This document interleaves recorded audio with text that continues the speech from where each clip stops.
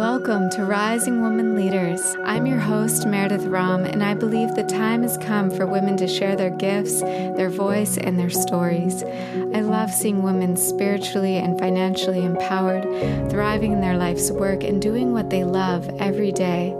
I've gathered a community of women living their dreams to tell us their stories and inspire us to step into more courage, self-love, and feminine leadership. If you like this podcast, follow me on Instagram at Rising Woman Leaders and sign up for email updates at risingwomanleaders.com. Now get cozy with a journal and a cup of tea. I hope you enjoy today's show. I'm here today with Ashley Turner, who is an acclaimed yoga meditation instructor, licensed psychotherapist, writer, priestess, and facilitator. She's founder of Yoga Psyche Soul, an innovative yoga psychology training program for teachers, clinicians, and dedicated students fusing yoga, depth psychology, mindfulness, and neuroscience. She is the creator of 10 best-selling yoga DVDs and co-author of Aroma Yoga. She has graced such lists as 100 Women in Wellness to Watch with Mind Body Green, 100 Most Influential Yoga Teachers in the U.S. with Sonima, Top 100 Psychotherapy Blogs, FeedSpot. Known for her charisma, depth, and ability to turn complex theories into accessible real-life tools, Ashley is a sought-after speaker, facilitator, and presenter at conferences and events worldwide. She works with therapy and coaching clients via Skype and leads transformative events to power points around the globe. Ashley lives by the ocean in Venice Beach, California. Thanks for being here. Thank you so much, Meredith. It's such a pleasure. Well, I wanted to start off this conversation kind of just going back to your spiritual awakening and what opened you into this whole world of yoga and doing the work that you're doing now. I know for myself, yoga was this doorway, this opening into a whole other world that I didn't really know about at that time. And it was really that piece that it was like the solve to all the things that I was, having trouble with in my life at that time. And I wonder if you could just share a little bit about that opening for you and coming to find yoga and then deciding to be a teacher. I've always been a really spiritual person, a really soulful person. I was really blessed to grow up in a family that was very spiritual. I grew up in the Midwest in central Illinois in a very Christian environment. My family went to the Presbyterian church, and the church was a huge part of my childhood and formative years. And so I was always plugged into a spiritual sense of life and of the world. And then when I went to college, I had some different experiences that, I moved all the way across country, moved out to LA, and have been here ever since. But in the time I was at college, I really sort of lost my way. I had this massive experience of rejection and lost my sense of self. I had a really strong sense of self when I was a child and up till 18 when I left home. And then moving away from my family, and I had an identical twin sister that I moved away from, and then going through this series of events that were really traumatic. I went through my college years actually probably very depressed, and I would not have named it that at the time, but I had lost my sense of self. My self-esteem was really low, major body image issues, pretty common actually for that phase of life, but really felt like an outsider, really felt alienated, isolated. I also had a good time. Like I kind of plowed through, but I was self-medicating with drinking a lot and partying and just struggling. And right when I graduated from college, I was so lucky to meet one of the most important people in my life, my very dear friend, Ira Rosen. His name is now Govindas. And we met right after I graduated college. He was one of the first people I met in LA. And we started, hanging out and became really good friends and dating. And we were training for the LA Marathon together. And he kept talking about yoga, and you should come to this class. And so finally we went to class together. He took me to Brian Kest's power yoga class in Santa Monica. on Santa Monica Boulevard. And, I was 21, maybe 22 at the time. This was 1996. And it changed my life. That class really opened me up. I walked onto the street after the class and I was like, whoa, what just happened? And Govindas was a very serious yogi at the time. And so I started going to class with him and studying, and the yoga just gradually started to heal me from the inside out. Really, it's as simple as that. I loved, of course, the strong practice and workout and getting into my body, felt so good in that way. But really, it started to lift my depression. It started to give me a sense of myself, to plug me back in to who I really was, and a remembrance of my spiritual, soulful nature and my basic goodness, because I really had forgotten that. I had a very low self-esteem. And all I knew in those, my early 20s was if I got to yoga, I would feel better. I really was depressed. I remember even having some suicidal thoughts. I never was close to trying to commit suicide, but I definitely remember being so low and thinking like, what's this all for? Why am I here? Is anybody going to care if I'm gone? And yoga started to transform that from the inside out. And eventually, after several years of practice and study with Govindas and Brian Kest and other teachers, it just became a calling. And that if they could do this, I could do this. And I really wanted to start teaching. So eventually I started teaching about 5 years after I had been practicing, and that was it. And I just constantly followed my instincts from that point, and luckily listened to that deep yearning and truth inside, and eventually evolved into this career. And once I was teaching, and while I was going through this transformation on my own, I was very curious about what is it that's happening on the mat in my physical body that's actually changing my mood, my psyche. It was healing for me in the inner world. And so I wanted to understand what was that from a psychological perspective. And so eventually I decided, after teaching for a couple of years, that I wanted to go back to school and get my master's in psychology and understand what was happening in the mental, emotional body. And so here I am. And I've been weaving, these two back and forth with yoga and psychology, and then my priestess work as well for many years. Ram Dass is a huge inspiration for me in the yoga world and a big teacher for me. And he was a psychologist at Harvard, and then, found yoga and wove the two together. So that's been my experience as well. So I've been very blessed with incredible teachers. Yeah. Yeah. I'm hearing like that dark night of the soul, or those really dark places, like yoga can lift us out of that. Yeah. And I think so many can relate to that.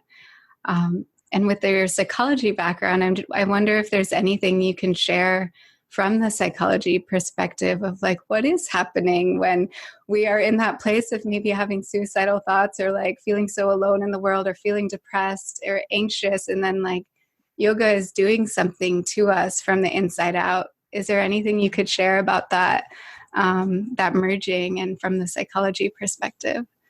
Well, the key to the practice, and the key, I feel like, in this life to any transformation, is the breath. The breath, the way I look at the breath and prana is that, and I don't love this metaphor because it's still emphasizing a separation between mind and body, and there's not a separation between mind and body. But the pranic body, or the energetic body, can kind of traverse both the physical, biomechanical physiology of this human body, and the consciousness piece, or the mental, emotional state, and our spiritual state. And so when we tune into the breath, we start to, we begin to regulate the nervous system. So that's huge, because we start to move from the sympathetic nervous system, the fight or flight response, and shift into the parasympathetic, or the rest and digest, relaxation response. So that's the first order of business, is getting us into a calm state and slowing down our biorhythms. On the mental level, on the neuroscience level, we're actually beginning to slow down our brain waves. So instead of being in that amped up state, we move into a more alpha state. And we have more space literally between our thought forms, between the brain waves. And that spaciousness between the brain waves allows for a lot of other kinds of experiences and thoughts to arise. In other words, we're out of that erratic thinking mind, and we start to soften into a sense of being, a sense of connecting inwardly. We might call it whole brain activity, where now we're accessing both the right and left hemispheres of the brain. But we're definitely coming from, I would say, a dropped in state or a more unitive state, a more cohesive sense of self. So instead of just listening to that one voice, which, I do a lot of shadow work. So maybe it's that negative voice, or for me, it was a voice of low self-esteem, or, body image. I'm not thin enough. I'm not rich enough. I'm not creative enough. I'm not cool enough. That one voice in our psyche, we now start to open up and have access to all the other voices. Also the voice inside of me that knows my worth, the voice inside of me that knows I'm beautiful, that knows I'm a spiritual being and worthy. So we move into a more holistic, cohesive sense of self, and we're cultivating that witness mind, which creates radical shifts in our thoughts when we can have a move from judgment to understanding. That's one of the great teachings from one of my teachers, Mona Miller. She would always say the whole game is to move from judgment to understanding. And so we approach ourselves with a much more compassionate, open-minded, and loving kindness. And then we approach others that way too. So it begins to heal those shadow aspects, heal those aspects of ourself that are that maybe we have cast out, that are unresolved emotions. We can start to work on all these different levels. But psychologically, I think it brings us back to our basic goodness. And the key doorway to that is the breath. Mm-hmm.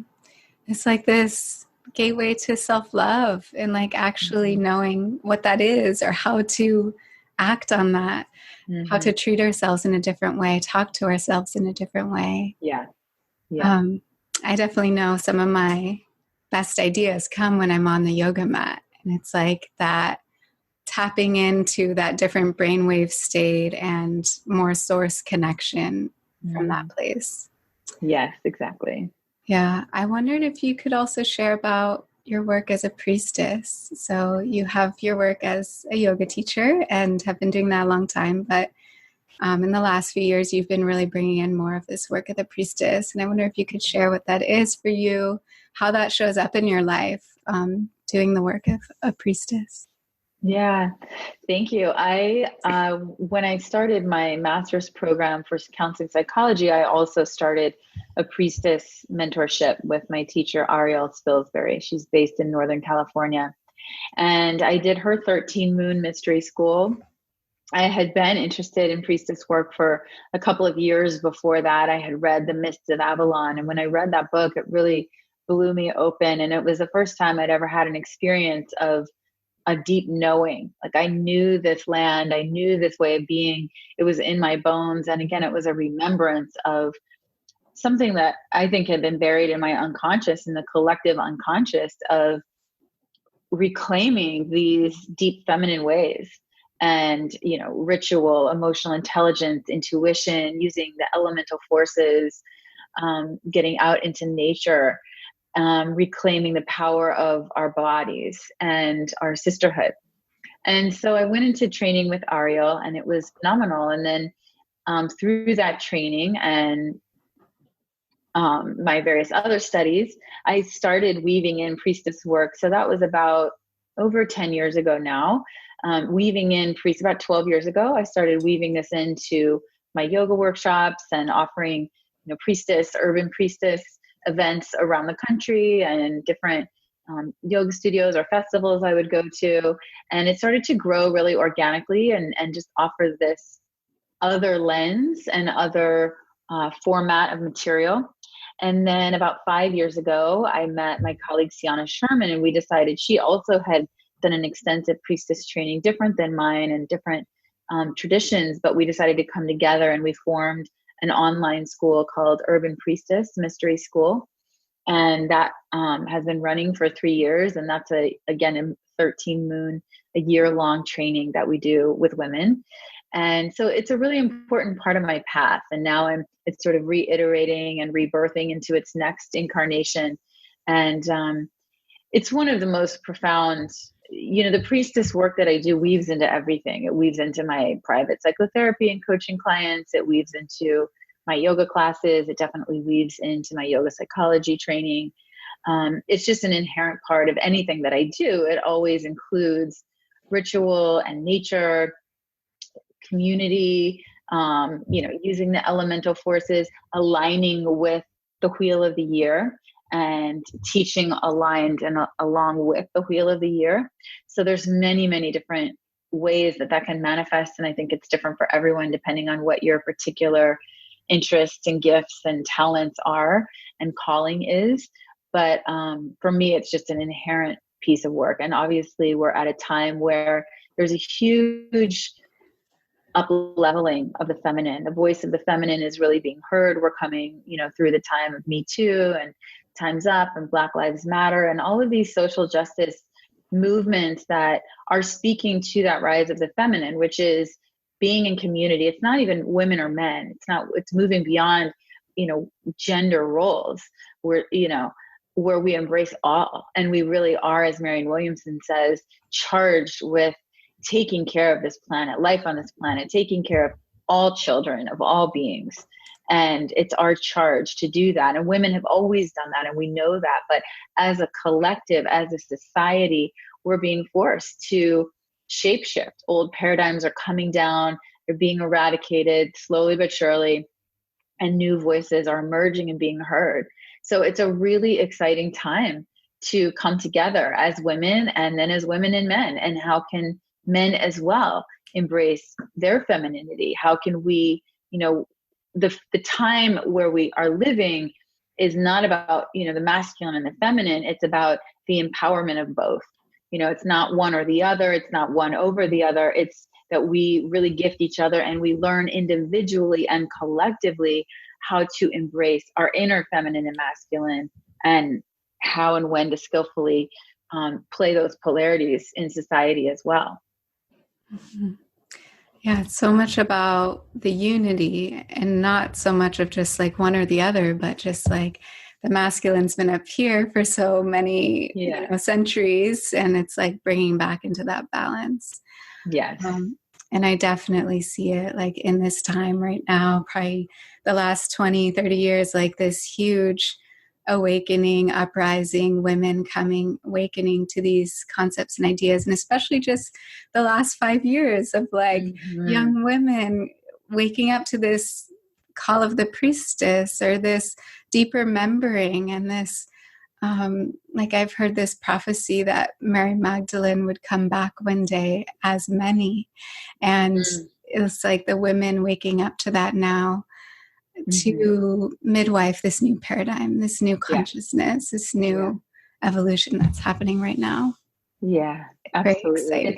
It's a really exciting time. And there's so many, I saw it kind of 5-10 years ago where, there weren't a lot of moon circles when I was coming up. And that's one thing I started doing. And then to see that now it's just exploded everywhere. Everyone's doing moon circles and, it's women's circles, and it's just so exciting. And, it's such a different conversation around everything from menstruation to body image, to body positivity, to pregnancy and birth and doulas and aging and menopause and hormone balance, and all of these things that are really important conversations that need to be had, and policies that need to be put into place, and shifts in the media. And it's happening, and it's so thrilling. It's so exciting.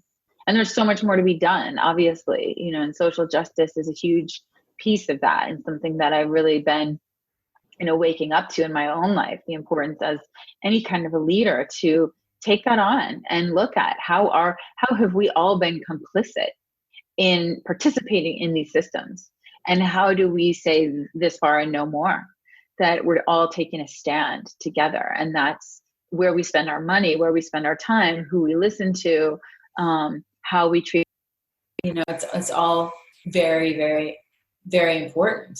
So it's a really exciting time. Yeah. And as we're coming more into this, our voice and our leadership and holding that pillar in our communities, and a lot of women listening feel that call to step into teaching or leadership. And I wonder if you have anything to share about both like the side of the fears and the doubts that come up with like holding that energy, but also setting yourself apart. You know, if there are so many voices rising up right now, how do you really like come into that unique essence and attract the people that, you know, and serve the people that make your highest contribution with? Mm-hmm. Great question. I think it's so important. You know, one of the ways of the feminine is collaboration and not competition, is to really look at, I think of the symbol or the psychological gesture of a hug. And the mother energy and feminine energy is always one of a coming together, a unified field of, you know, drawing all her children into her bosom, of drawing the neighbors and the community, the tribe into the hearth and nurturing that. So in the way of the feminine, it's horizontal. It's a connectedness. It's a relatedness. It's how we work together to rise. And the masculine paradigm, patriarchal paradigm, is a power over. And the feminine is power with, empowerment. And so the power over is like only one or a few can rise into that seat of power, you know, money, wealth, and other people are going to suffer, right? It's a net zero game. But in the feminine, it's a completely flipped paradigm shift. Everybody wins. Everybody rises together, and we're only as strong as our weakest link. And so when we look at, as an entrepreneur or as a leader, as a teacher, how we're going to move forward, it's crucial. Now, what's important is that we've all been conditioned under this patriarchal model to think that when one person gets ahead, it's ahead of someone else, and they, you know, someone else is then losing out. But that's a fallacy. There's enough for all of us to go around. And so we all have to take responsibility and turn inward. And I have to do this all the time too. And look inward and see that when another sister rises and succeeds, that's a win for me. That's a win for all of us. We're all rising together. And so it's very important that we, and I know for myself, this is a continued process of doing my inner work and my shadow work so that I'm not bound or limiting myself out of scarcity, competition, insecurity, comparison trap, which is so common, especially with social media now. And this is something that I work on ongoing, to be honest. And I think it's not uncommon.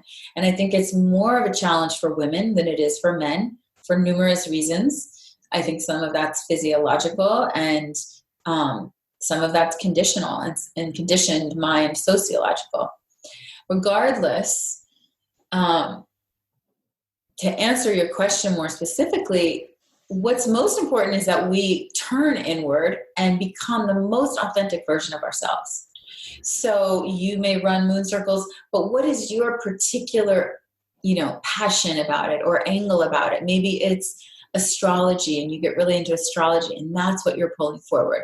You know, for me, it's emotional processing and mental agility and helping people psychologically really transform and doing shadow work. And that's something that I'm really passionate about. So I bring that forward with my rituals.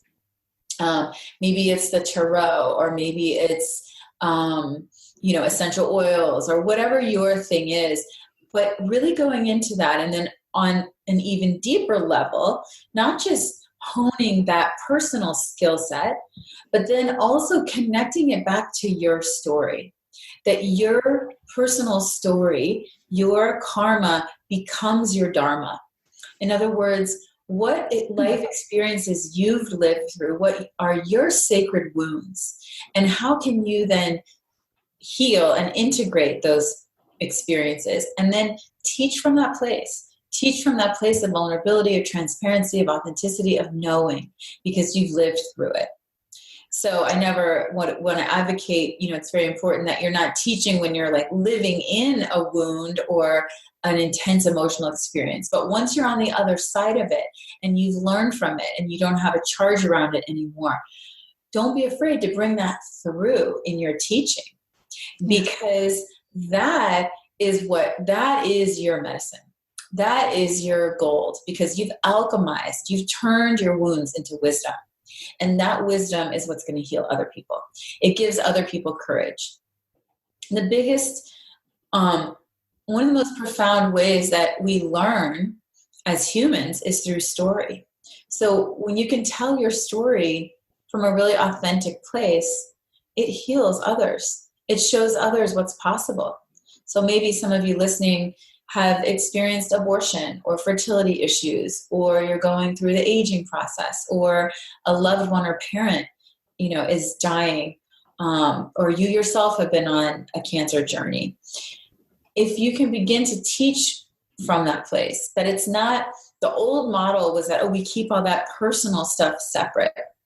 The new model, and this is one of the great benefits of the World Wide Web and social media, is that there is a layer that's being peeled back, and we're given permission to be more transparent. And in fact, we recognize those vulnerabilities are in fact our strengths. And when we can lead from that place, again, once it's integrated, not when you're living in the middle of it, but once you've really healed and you're on the other side of it, and you have some wisdom to glean and share, that is so potent, because we're never alone. There's always people that have gone through, no matter what any of you are going through right now that are listening, there's always people that have gone through something similar. And we come together in sisterhood and camaraderie in that knowing. And all of a sudden it's not so scary anymore. And help will arrive. And the help is in the form of our sisters and brothers. It takes a lot of courage to share those stories, especially in the beginning.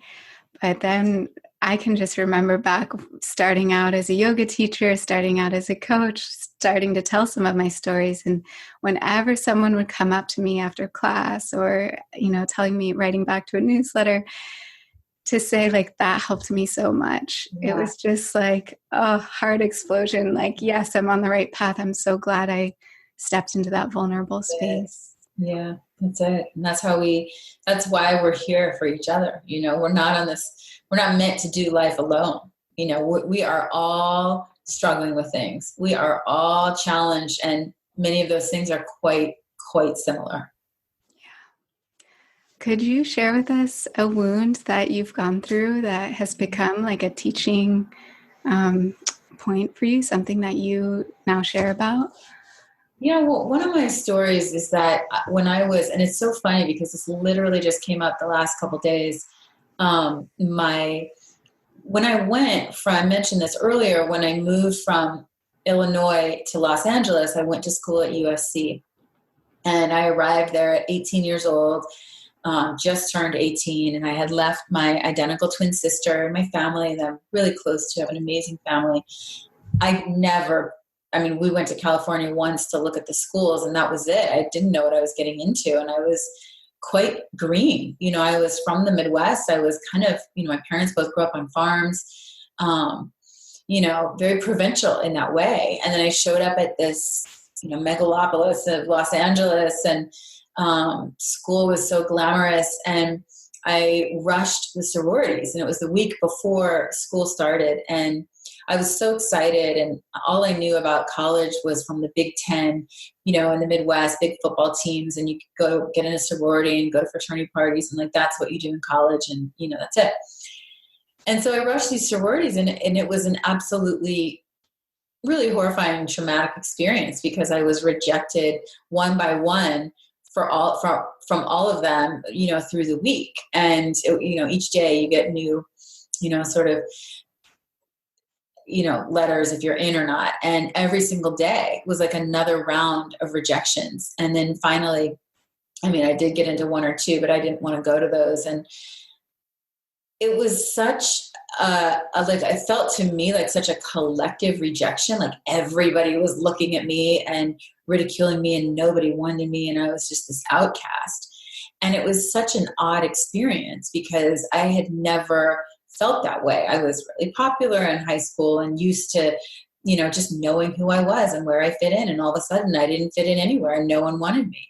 I remember walking around campus because I had a roommate, of course, in the dorms, and she hated the sororities and thought it was all, ridiculous. And then all the other girls on my floor were getting into all the sororities they wanted to. So I didn't have anyone to turn to. And I remember walking through campus on the quad and literally looking for what bush would be big enough and dense enough that I could go hide behind a bush and cry, because I had nowhere to go and cry and grieve. And it was horrible.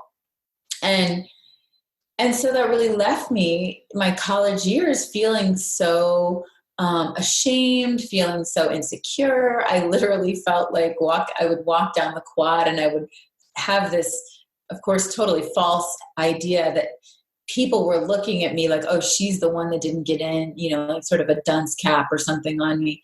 Nobody cared. Nobody looked at me. Nobody even was noticing me. It was just, I was sort of fell through the cracks of the system. But it was such a deep wound of insecurity. And then I just left feeling like all of my college years, I never really felt like I belonged.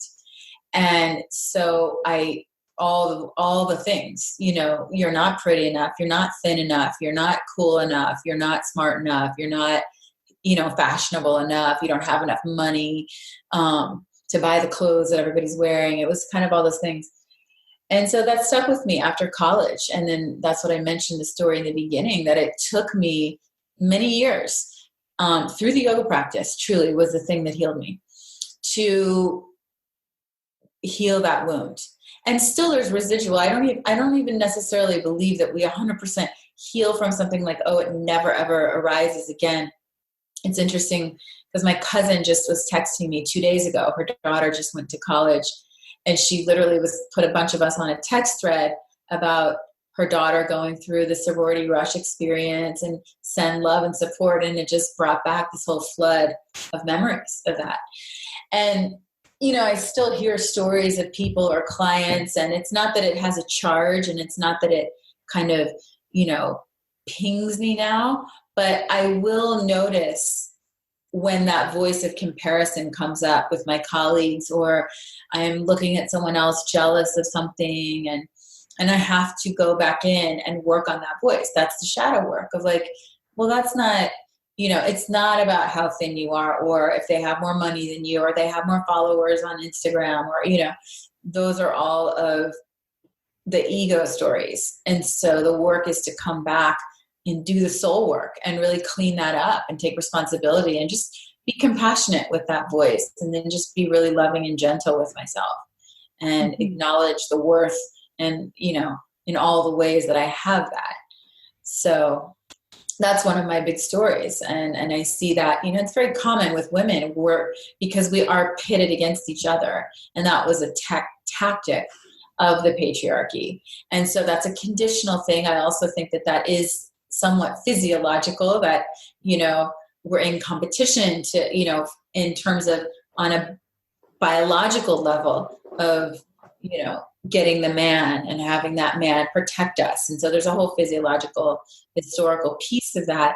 But most of all, I think we're conditioned in that way. So we have to really acknowledge that tendency, and all of us as a collective to heal that wound. Yes.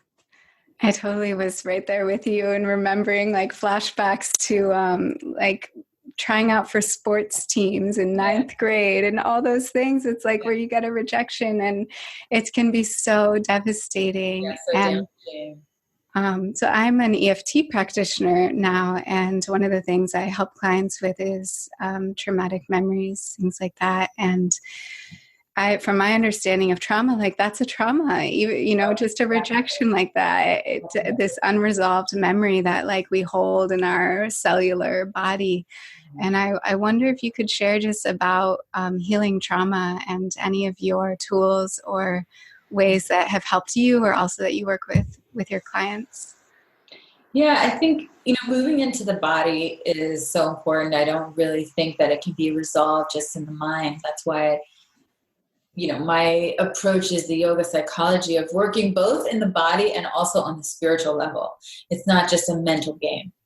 And so our body, as you said, holds this cellular memory, and we begin to form literally our physical musculature forms around the pranic patterns, the energetic patterns.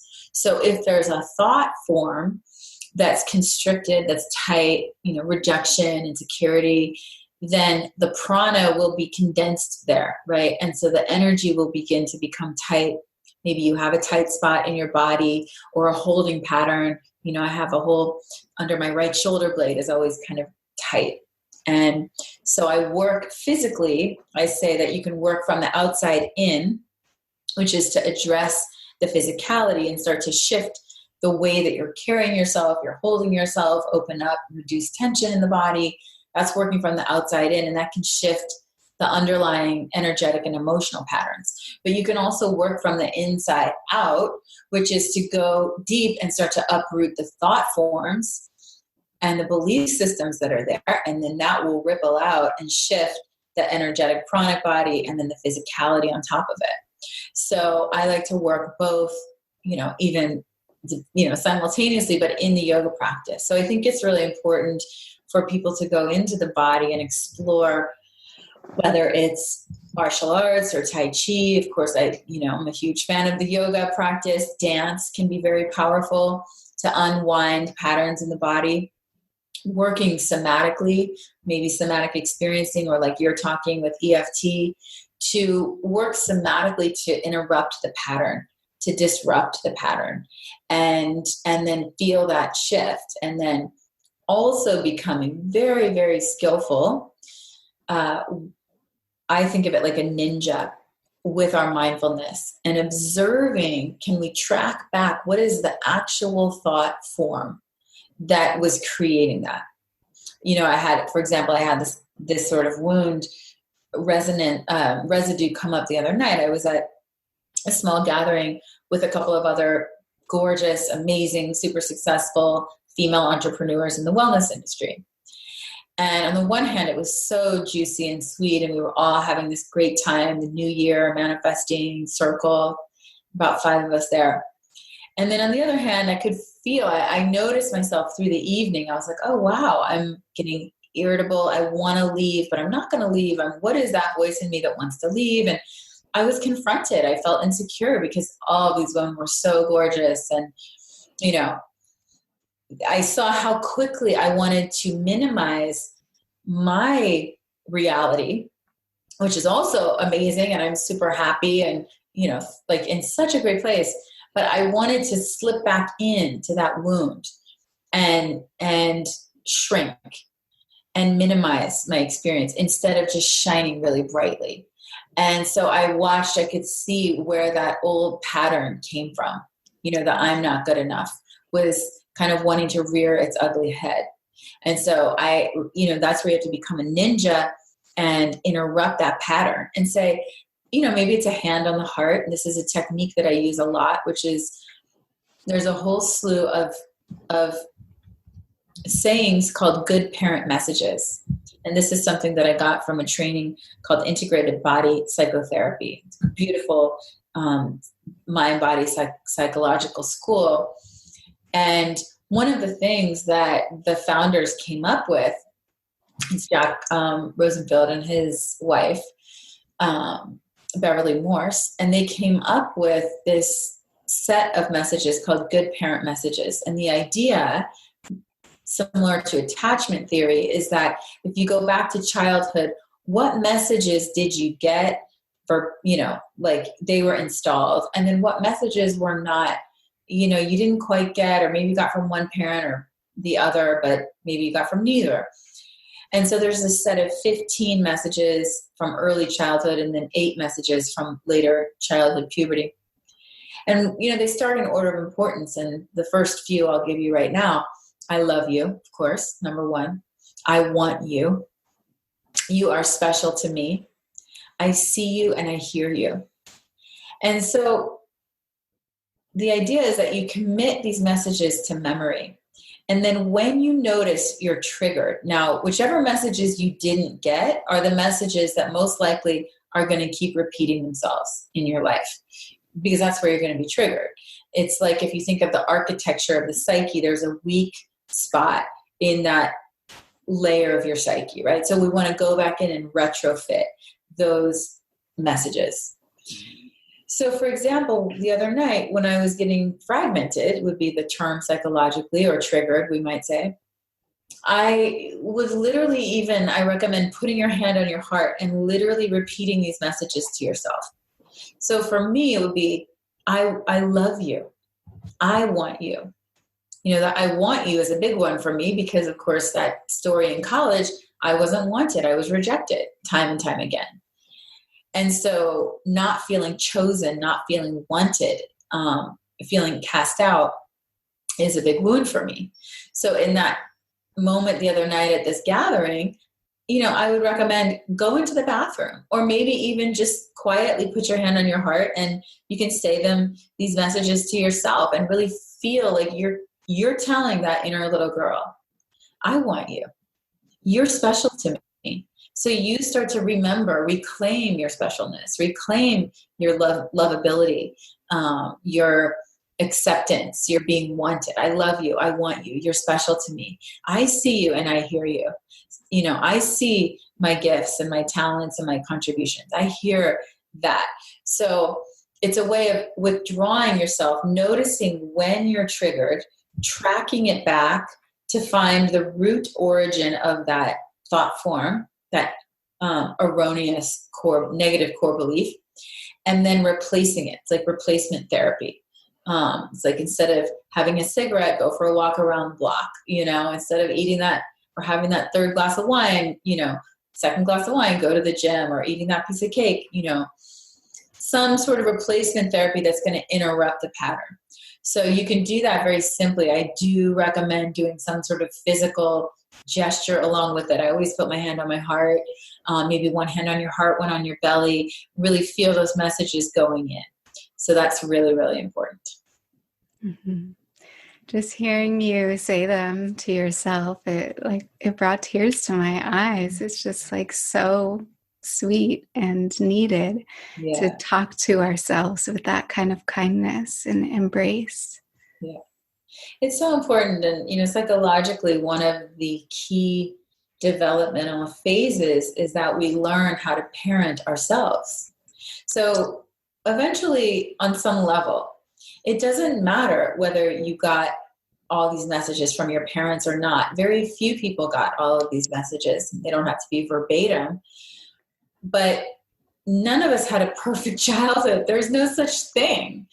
We all have different moments and wounds and vulnerabilities. And that's just life. That's just the game of life that we're playing. So, at some point, though, we have to really rise up and become the adult, become the parent for ourselves, and learn how to notice when that little girl is in that moment at that gathering. It's okay. Of course she feels vulnerable and insecure. And I can be that little girl, and I can also be that parent that's able to pull her aside and say, take her by the shoulders and just look her in the eye and say, you know what? I want you. I got you. We're right here. You're doing so great. I love you. I see, all your efforts. I see how hard you're working. I see your talent, but we have to provide that for ourselves. We can't look to other people to do that. That's one of our biggest self-responsibilities. Yeah. Mm-hmm. Yeah. And I want to share, it's also really refreshing to hear you say that, these vulnerabilities still come up. And, we always kind of look to our teachers and people who are ahead of us oh, they're beyond it. Nothing gets to them. Yeah. But to hear that, we all have these things, sometimes we're in a group of women and we start comparing ourselves or feeling less than. And that's the continual work of just, showing up with love for ourselves. Yes, of course.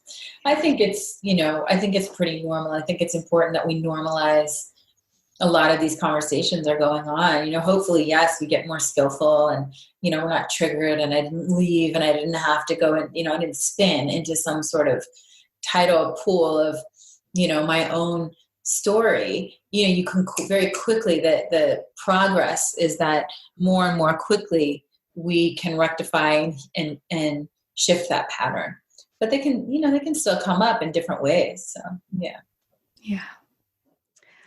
Well, I wanted to ask you about leadership and also the inherent vulnerability of leadership, and like being in a space where people are looking to you for, questions, answers to things in their lives. And at some point, I remember last year, there was a summit that you and Sienna were leading, and people got upset about diversity in the summit. And I wondered if you could share just like that experience and what you learned from it and how like it helped you in your life, and also just like speaking to that idea that sometimes we think like our leaders have it all figured out, and actually like there's a real vulnerability there of just being willing to put ourselves out there, being willing to hold that.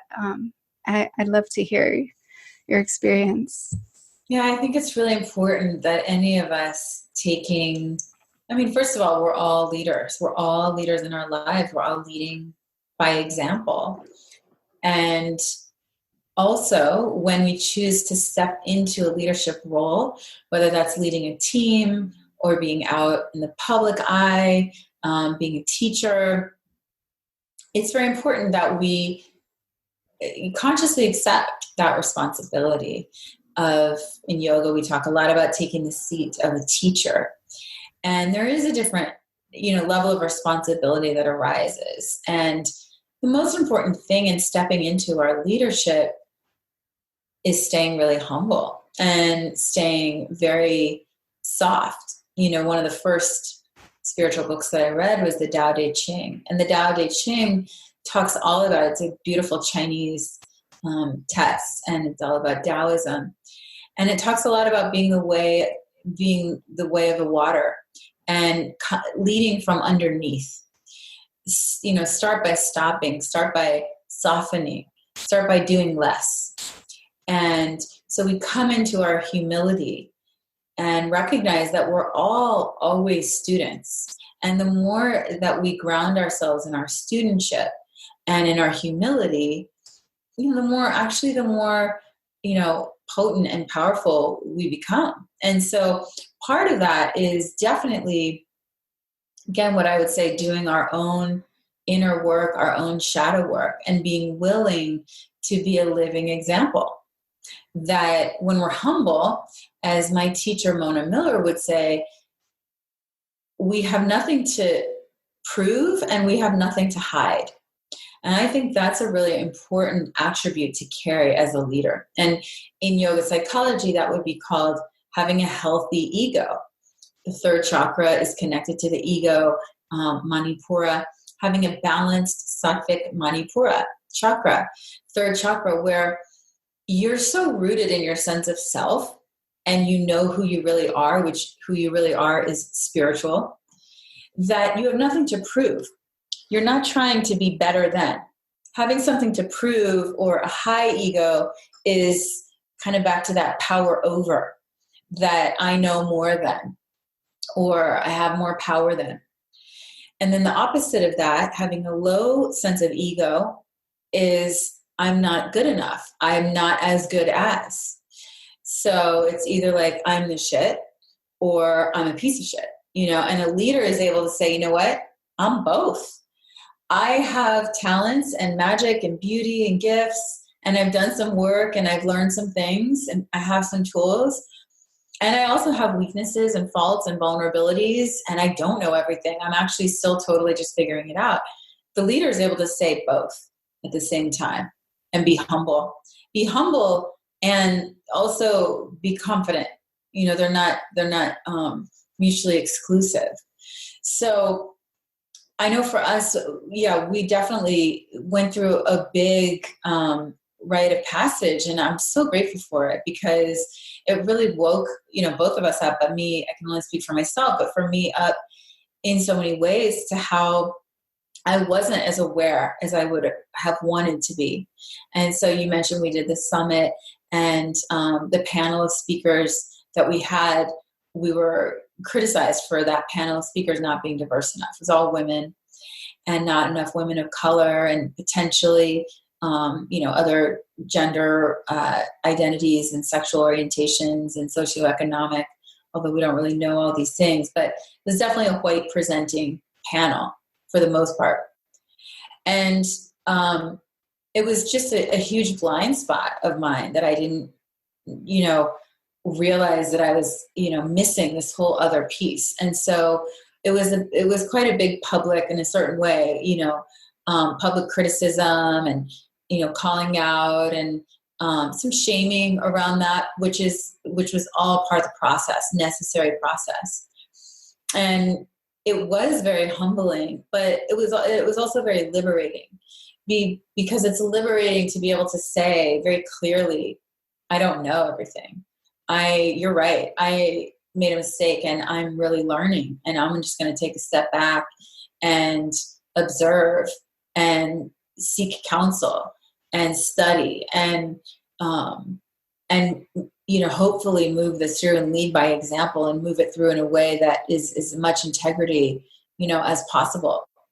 So I think it's important for people. It's funny. I was literally just on a phone call today with one of my students who had a very similar thing happen yesterday, and now with the internet, things can really catch fire, like wildfire. They can explode. And she was getting all of these negative remarks and things like that. And, it's any time you're going to step into a role of leadership and put yourself out there in the public eye, you're ripe for criticism. And that's just to be expected, and that's okay. Again, when we have nothing to prove and we're able to just say, yeah, I made a mistake and I'm learning. Thank you for pointing that out. Wow. This is so humbling. And even to say, I'm hurting. This is painful. This makes me so sad, and really be genuine about it. We're all human.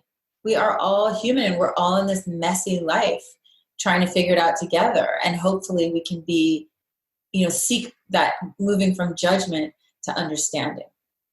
And for me, that's always the aim, is to move to understanding. Where is someone coming from? Why might that have happened? More importantly, where does that quality live within me? How does that attribute live within me? And how can I heal that within myself?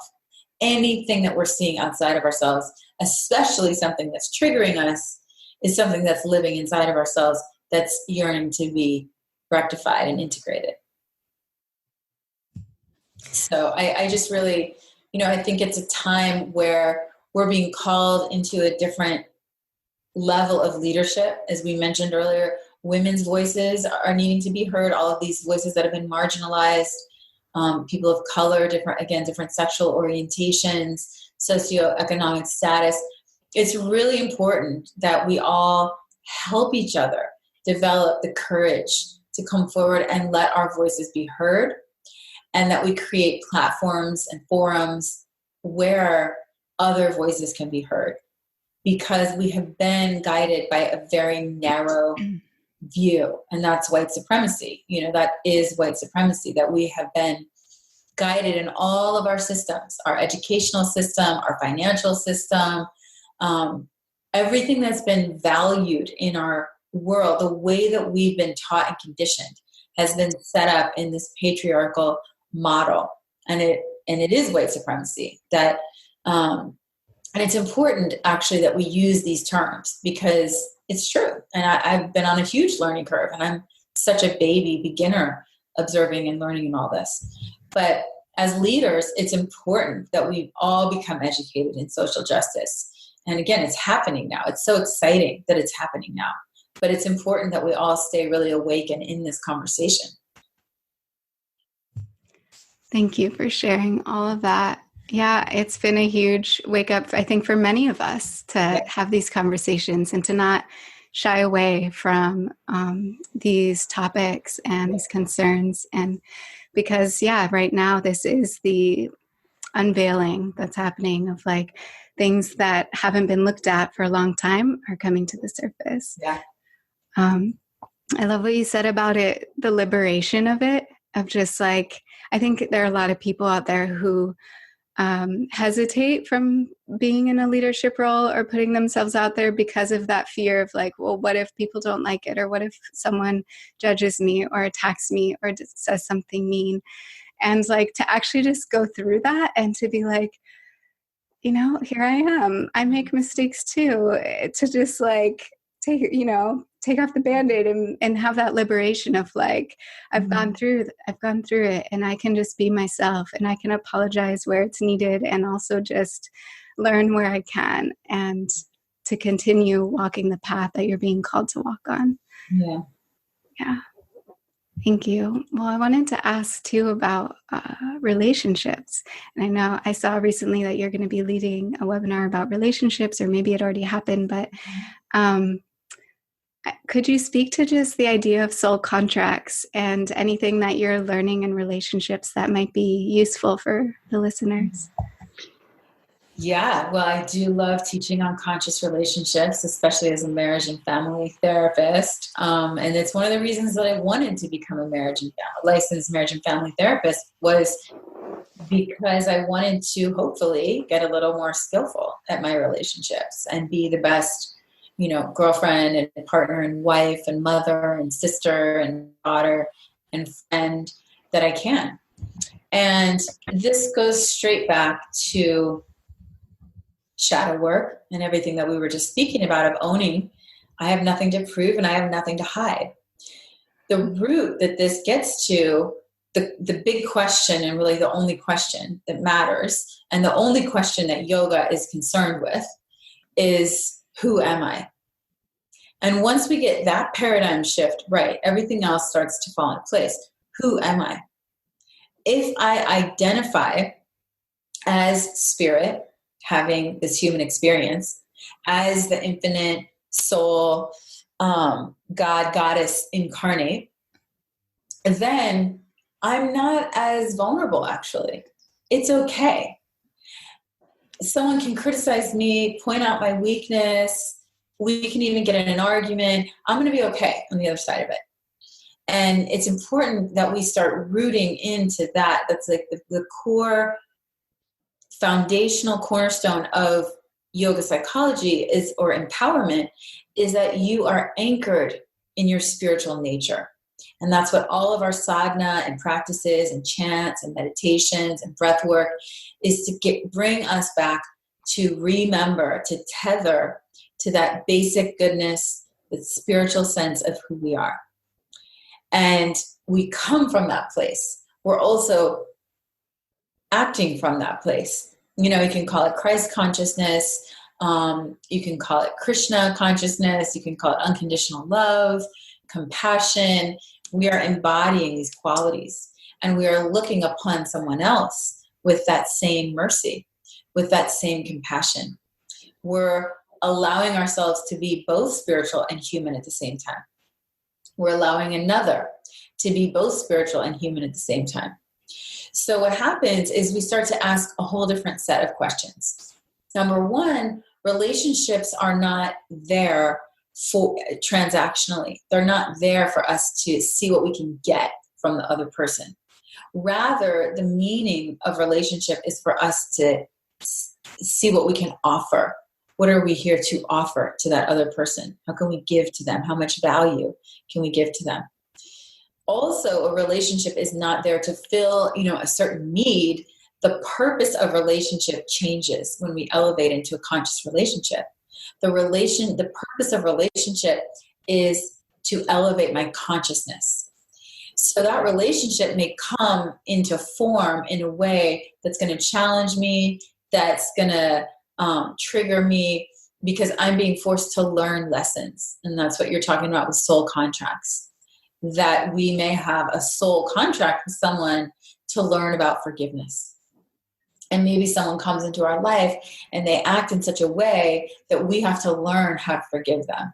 Now, that's not an easy path, but if the purpose of our relationship is for healing and consciousness and transformation, then no matter what happens in that relationship, the question that we have to ask is, what am I here to learn?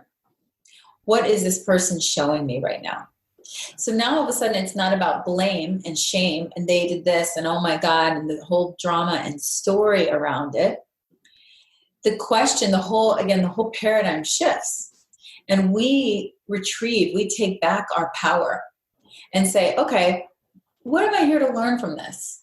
All right, I'm learning about this is definitely triggering my insecurity or my sense of not being good enough because maybe this person had an affair and now I feel betrayed. That's one version of the story. And another version of the story is me as a spiritual being is untouched by that. Nobody can tell me what my worth is. In fact, it has nothing to do with me. Whatever they're running out and playing out within themselves is their stuff. I don't even know what's going on with them. They might not even know what's going on with them. Maybe it's connected to early childhood or family of origin or a past life or who knows what's going on. The story and the content of the story isn't that interesting anymore. What's interesting is how we relate to the story. That's how we pull our power back. And that's conscious relationships. Hopefully, if you get really lucky, you can be in that dialogue with the other person. And you can both have that layer of separation and see yourself as a soul and say, isn't that interesting that I really trigger you in that way? I wonder why that is. Why am I showing up in this way that's so triggering for you? And vice versa. That's always, two-sided street there. Yeah, it is really interesting to think about it from the higher perspective of what is my soul creating for me to learn? What is the situation that's in front of me? How can I look at it in this higher perspective? Yeah. Because that really, takes you in a different place. And also the willingness to show up and what can I offer? Such a different shift than what we're used to in our culture of just like, what can I get? What can I get? Yeah, even, to land it, in this day and age in a really practical way, if you're dating and you're out there, say on a dating app or whatever, and you go on a date with someone, it's, we tend to show up like, okay, we have our list of boxes that need to be checked. Okay, is he or she this, that, and the other? Are they going to do this? Are they, athletic and successful enough and, soulful enough or whatever? And so we're going in seeing how they're going to meet our needs and expectations. Now imagine if you showed up on a date and your intention was, how much good can I give to this person? How much can I radiate loving kindness and let them have a really enjoyable experience? And not from a disempowered place, but from you are the source of love in your life. So you show up with I'm just going to have an amazing time and engage with this soul and see what wants to happen and what's going to unfold between us and not have an attachment to that. But if we go in it with that generosity of spirit and offering instead of trying to take and trying to get, because that's what we're conditioned to do. Yeah, that's powerful. Yeah. Would you be open to sharing anything you're personally learning in the area of relationship right now? I think, sure. Yeah, I don't mind that at all. I think for me, always it's really accepting another for who they are and, qualities or behaviors or aspects that I think should be different and really practicing loving someone unconditionally and practicing again, right back to that core teaching of from judgment to understanding. And really learning how to understand who someone is and what they need and how they need to show up in the world, whether it's scheduling or, the kind of food that they want to eat or the way that they want to be made love to or whatever it is, seeking to understand that person and seeking to love. It's just like you would want with a child and parent, hopefully, to have a parent that's attuning to your needs and wants. And offering at least the majority of the time. It doesn't have to be perfect 100% of the time, but the majority of the time, you're attuning to their needs and wants and wanting to meet them there instead of that, wanting to take. So, I mean, the control comes up a lot for me, criticism, my perfectionism. I'm a big perfectionist, so that's a big one too. I've definitely been learning from that as well. And I'm celebrating 7 years with my partner next month. So, and we've been married now for 4.5 months. So it's very, there's been a lot of learning. And one of the things that has been a big one is like the criticisms, like how can I shift my mind from rather just like saying something that might be critical to like really vocalizing the appreciations. And that was like a muscle that I needed to learn how to work, because it didn't come as like naturally of just like pointing out the things I love and really vocalizing them. Yes, exactly. It's so important. Yeah. Yeah. Well, I'm curious just what's coming up in your business. What are you excited about? What's happening right now? I am really focused on my yoga psychology training. I have the live training. It's a 300-hour advanced yoga psychology training. It's the Yoga Alliance certified 300-hour training that I do live in Venice. But the 6 modules you can take individually. So a lot of it, the first module is the foundations of yoga psychology, a lot of what we talked about today, shadow work. Second module is chakras. The third module is a whole standalone meditation and mindfulness teacher training. You can take each of the modules separately, and then if you combine all 6, then you can be eligible for your 300-hour advanced training. And then I have a whole module on conscious relationships and sacred sexuality, which I love. And then a whole module on business and leadership, because I think it's really, really important that we as light workers, teachers, yoga teachers, healers, understand what it takes to grow and build a really strong, sustainable business model. And I was never taught that at all. And I've had to spend tens of thousands of dollars to learn that. And I really want to help because personally, I kind of get on a soapbox about it, but I think we're doing the most important work in the world. We're really helping people transform from the inside out.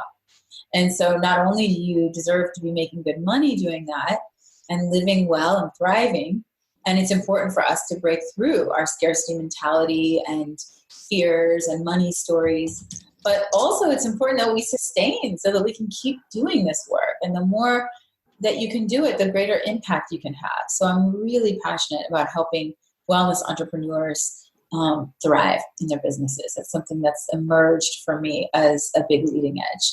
And then seeing where the Priestess training wants to, evolve and reincarnate in my work. So I'm always really passionate about women's empowerment and events for that. But my live training in Venice, and then you can also do it online. There's an online version of that as well.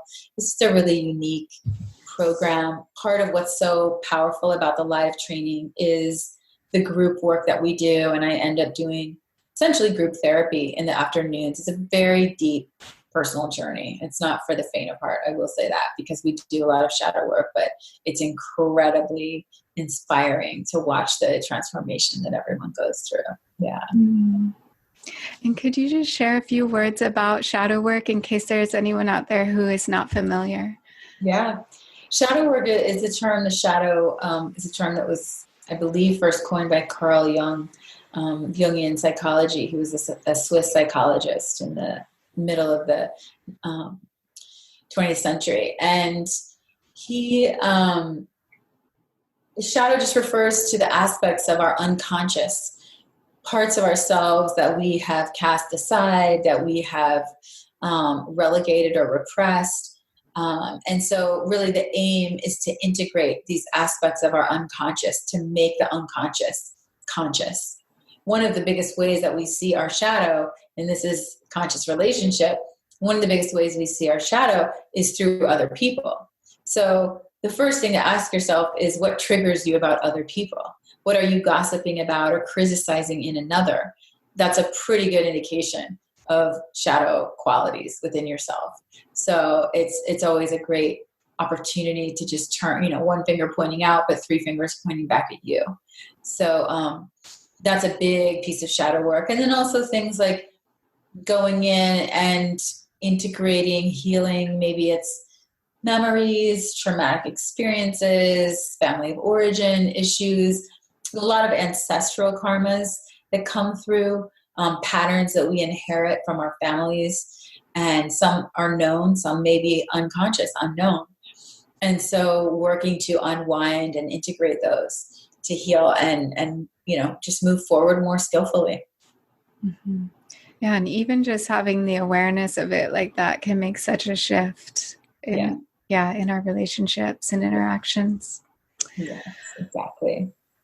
But it's been such a joy to get to have this time with you today, Ashley. Thank you so much for being here. It was definitely an edge for me to reach out to you. And so I feel so grateful that we got to have this time. And so grateful.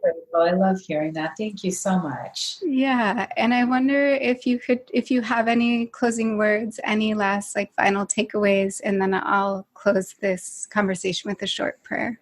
Yeah. I just leave with one of my favorite passages from the Tao Te Ching. It's passage or shloka 45.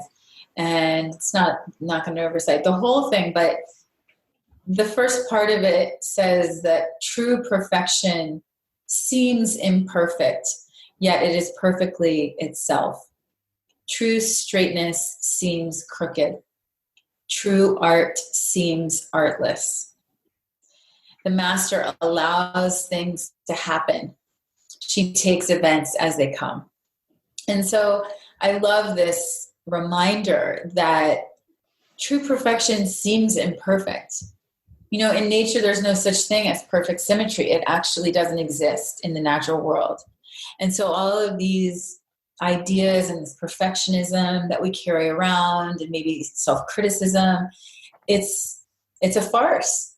We are all perfectly imperfect. So that's the shadow work of shattering shame and eliminating, really celebrating our uniqueness, our differences, even our weaknesses and our faults, and just elevating the whole game. It's okay.